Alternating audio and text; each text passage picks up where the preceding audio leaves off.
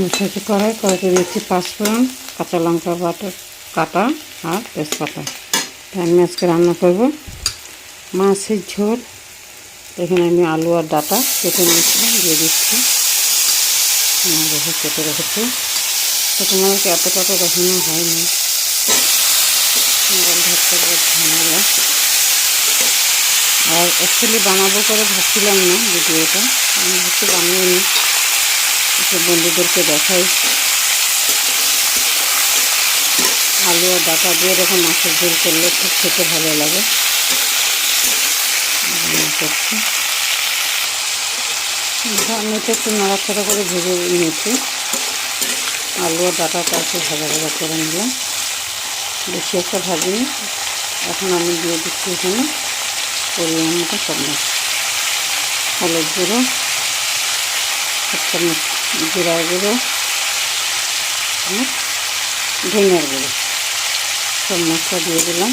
আমি আর কিছু মশলা দেবো না, এখন একটু ভেজে নেব। এখন দিচ্ছি পরিমাণ মতো নুন।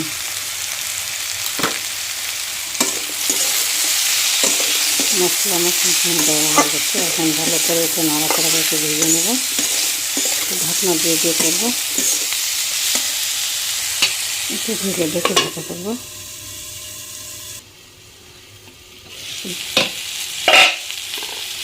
আমি আরও 2-3 বার নাড়া দিয়েছিলাম, হয়ে গেছে আমার মশলাটা পুরো ভাজা। মশলাটা ভালো করে ভাজায় রান্নাটা এত স্বাদ হয়। পুরো ভাজা ভাজা হয়ে গেছে, দেখতেই পাচ্ছে। এখন তো দিচ্ছি এটাতে পেঁয়াজ।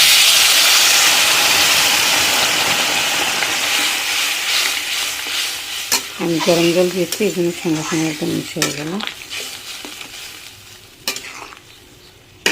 আর একটু জল দেবো আমি।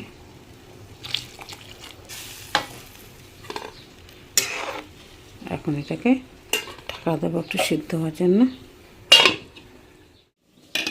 মনে হচ্ছে হয়ে গেছে, দেখো কেমন বক বক করে ফুটছে।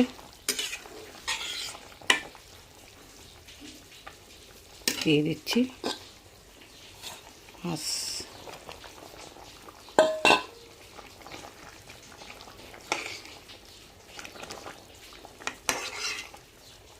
ঢাকা দিয়ে দেবো।